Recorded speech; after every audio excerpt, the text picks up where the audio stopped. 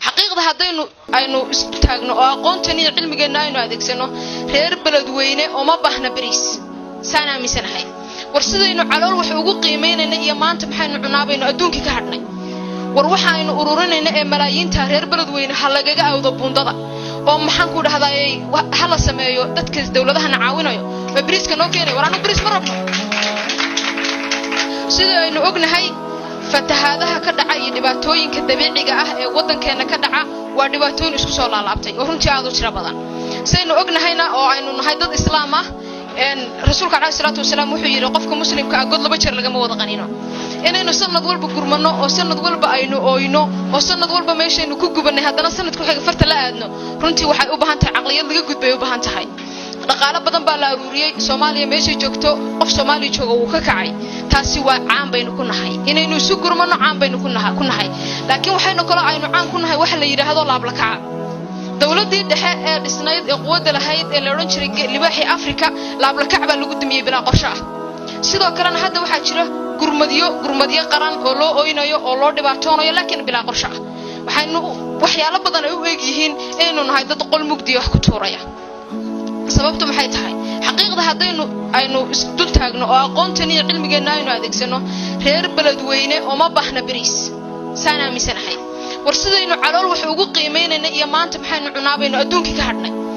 war waxaaynu ururinayna ee malaayiinta reer balad weyne halagaga awda buundada oo maxaan ku dhahdaayay hala sameeyo dadka dawladaha nacaawinayo bariiska noo keenay waraanu bariis ma rabno بريس مربنا أنا جا بريس كلا صباحنا دار مربنا أنا جا سميسنا فلان هنا لقى حرا وبيجا فلان وحنوبة هنا هاي دولة فدرالكو لعكتا بدن هنتي لو الرهبل وين فلان هلا سمي مشروع وين أو لجو أو ذايو أما لجو ليش نايو وبيجاس لجو حلنا أيو معنين كست إنه وينو ما حملي كرنا يعني وحنوبة هنا قش أنت كبلاران أقوي هني بينون هاي أدون عسرين ما نمرنا أول بدو كنيسة على توانك أدون كوح مرة يا هير دب أنشر إنتو أبورو سيدو كحللها وسيد ياريو عقلي المحوكين وين تنحوكيني أوديني الدولة نمدني وحنا وعاوني يابا أنتوا نسوقينه ورنا إنه بيهن لحنه حدي أين نحركين على الأقل للحيو reer beledweyne waxay u baahan yihiin ayagoo degan oo wabiguna uu soo fatihin walaalayaal ila caawiyo baahan yihiin gurmadkan aynu caawinayno iyo xooggan aynu baxayno iyo dadka masaakiinta waxaanu ka soo qaadayno aynu isku geynayno walaalayaal oo dhibaatada saxda ah meesha ku jirta la geeyo qodobka labaad inaynu walaalahan caawino waa waajib dibkii uu dhacay hada xalkeedina waxaan ku dhaxdaa waa halkaas aan sheegnay oo ah in wabiga la xiro intaas kadib waxaan rabaa gurmad qaran aan ka soo shaqeeyay waxaan rabaa in hal qisayr idin la wadaago sida dadka Soomaaliyeed ay isku damiirka u yihiin isku dadnimada u yihiin isku walaalaha u yihiin runtiina sida hore loo sheegay waxa kaliya Soomaaliyeed badbaad ay tahay waxaan aaminsanahay hadii dawlad gaala ah oo maxaan ku raadada diin islaam iyo dhaqankan haysanin dhibaatooyinka Soomaaliya ay ka soo gudbtay kama soo gudbi kareen runtii way dhamaan lahaayeen anaga waxa way isku kornool lahay waxaan ku raadada alxamdulillah rabbil alamin ilaahay baa mahad iskale hadda kor waxaan ka soo shaqeynaa anaga gurmad qaran baa ka soo shaqeynay marka waxa dhacday subax anaga ku jirna suuq la dhahay injida oo ku yaala magaalada Garowe على سيدي waxaan soo galaysan hooyada Soomaaliyeed kun ka shilinay rabtay adeeg inuu u soo iibsato aan uga qaadna xoos istaagnay banaanka marka sa ogtihiin dad masaakiina oo cuuriyaana ayaa waxay fadhiistaan suuqa iridkiisa aniga waxaan soo istaagay nin cuuriyaana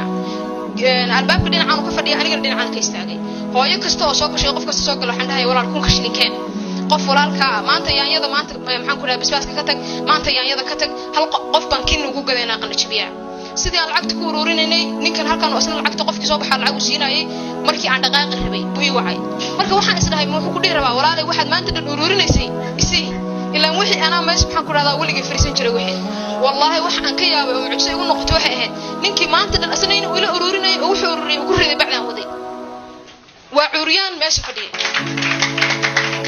taas waxay na tusaysaa dareenkeena saxda ah iyo sida aan u rabnay inaan dalkeena dadkeena caawino balse ma doonayno laab la kac wax badan laga bixiyay qiiro aan geedka gaarsiisnay war reer beledweyne oo hin uma bahna ee muruq biyaha laga celiyo baahan yihiin aqli biyaha laga awday u baahan yihiin dhibaatada lagu badbaado reer beledweyne hadday biyaha ka joogsadaan inta bariis ugu baahan oo iyaga dhulkii beeraha la jooga war beerahooda ay qoranayaan oo dhulkooda